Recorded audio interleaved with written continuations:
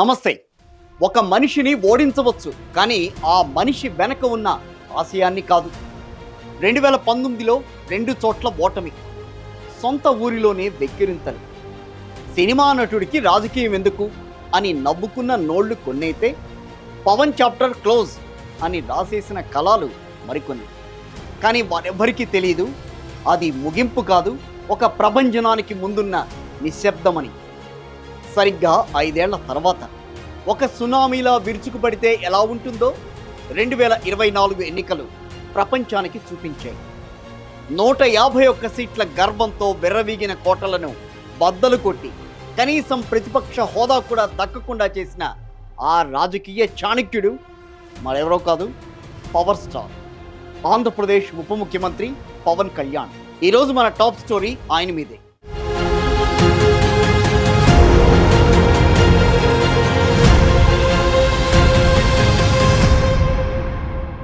గత 5 ఏళ్ల వైసీపీ పాలనలో పవన్ కళ్యాణ్ ఎదుర్కొన్న వ్యక్తిగత విమర్శలు సామాన్యమైనవి అయితే కాదు.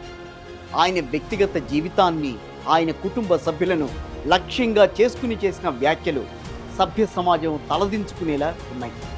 పవన్ కళ్యాణ్ ఆర్థిక మూలాలను దెబ్బతీయాలని ఆయన సినిమాల టికెట్ ధరలను తగ్గించి థియేటర్ల దగ్గర ఆంక్షలు విధించారు. నిలదీస్తే చాలు బూతులతో దాడి చేసే సంస్కృతి మధ్య ఆయన ఒంటరి పోరాటం చేసుకుంటూ వెళ్ళారు. విశాఖపట్నం, అక్కడ ఆయనను హోటల్ గదికే పరిమితం చేసి జనవాణి కార్యక్రమాన్ని అడ్డుకున్న తీరు ఆయనలో కసిని పెంచింది. మిమ్మల్ని గెలిపిస్తానో లేదో తెలియదు, కానీ మిమ్మల్ని మాత్రం ఓడిస్తాను అని పవన్ గర్జించిన ఆ క్షణమే మార్పునకు పునాది పడింది అక్కడ. ఆంధ్రప్రదేశ్ రాజకీయాల్లో ఇది అత్యంత కీలక ఘట్టం. స్కిల్ డెవలప్మెంట్ కేసులో చంద్రబాబు నాయుడిని అరెస్టు చేసినప్పుడు తెలుగుదేశం పార్టీ క్యాడర్ అంతా కూడా నీరుగారిపోయింది. అగ్రనాయకులే బయటికి రావడానికి జంకుతున్న వేళ పవన్ కళ్యాణ్ ఒక్కడే ధైర్యంగా ముందుకొచ్చారు. రాజమండ్రి సెంట్రల్ జైలు సాక్షిగా నేను టీడీపీతో పొత్తు పెట్టుకుంటున్నాను, ఓట్లు చీల్చను అని ప్రకటించి రాజకీయ ముఖ చిత్రాన్ని ఒక్కసారిగా మార్చేశారు. ఇది కేవలం ఒక పొత్తు కాదు, కుప్ప కూలుతున్న ఒక వ్యవస్థకు పవన్ ఇచ్చిన భరోసాగా మనం చూడాలి. చంద్రబాబుకు బీజేపీకి మధ్య ఉన్న గ్యాప్ పూడ్చడం అంత సులభం కాదు. ఎందుకనంటే 2014 నుంచి 2019 వరకు వాళ్ళిద్దరి మధ్య, అంటే టీడీపీ బీజేపీ మధ్య ఎటువంటి బంధం ఉందో అందరికీ తెలిసిందే. కానీ 2024కు వచ్చేసరికి పరిస్థితులు మారినాయి. ఇక్కడ పవన్ కళ్యాణ్ ఒక వారధిగా నిలిచారు. తన అహాన్ని కూడా పక్కన పెట్టి రాష్ట్ర ప్రయోజనాలే పరమావధిగా బీజేపీ అధిష్టానాన్ని ఆయన ఒప్పించగలిగారు. ఢిల్లీ వీధుల్లో పవన్ కళ్యాణ్ మాట చెల్లుబాటైంది. అమిత్ షా వంటి ఉద్దండులే పవన్ రాజకీయ పరిణితిని చూసి ముగ్ధులయ్యారు.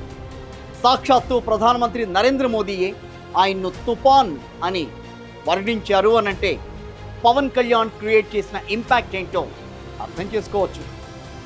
గతంలో వైఎస్ఆర్ కాంగ్రెస్ పార్టీకి అండగా నిలిచిన కాపు సామాజిక వర్గాన్ని తన వైపుకు తిప్పుకోవడంలో పవన్ కళ్యాణ్ 100% సక్సెస్ అయ్యారు.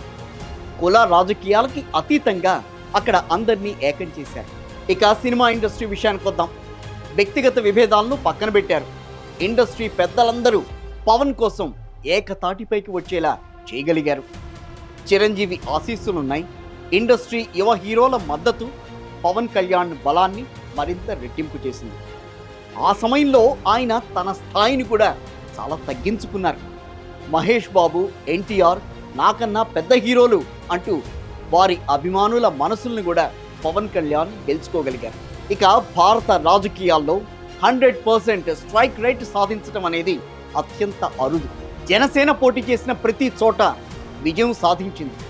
పిఠాపురంలో ఆయన సాధించిన విజయం కేవలం ఒక ఎమ్మెల్యే సీటు మాత్రమే కాదు, అది ఒక సిద్ధాంతానికి దక్కిన పట్టాభిషేకంగా మనం అభివర్ణించాలి.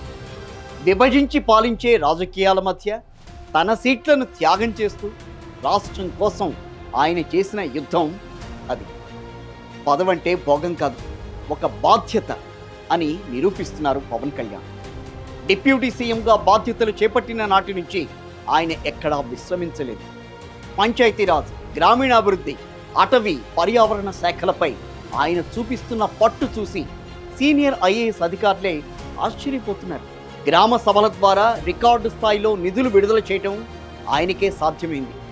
ఇక అడవుల సంరక్షణ కోసం కఠిన నిర్ణయాలు కూడా తీసుకున్నారు. ప్రతి పైసా ప్రజలకే చెందాలనే పట్టుదలతో ఆయన నిత్యం పరితపిస్తున్నారు. కేవలం సంతకాలు పెట్టే మంత్రిగా కాదు, సమస్య మూలాల్లోకి వెళ్లే నాయకుడిగా పవన్ కళ్యాణ్ తన పాలనలో తనదైన ముద్ర వేస్తున్నారు. ప్రజాధనం ప్రజలకే అనే నినాదంతో ఆయన చేస్తున్న పాలన ఇప్పుడు పాలనా వ్యవస్థలోనే ఒక బెంచ్ మార్క్ అని చెప్పాలి. పవన్ కళ్యాణ్ ఇప్పుడు ఈ పేరు ఆంధ్ర సరిహద్దులు కూడా దాటింది. ఢిల్లీ వీధుల్లో పవన్ కళ్యాణ్ పేరు మారుమోగుతోంది.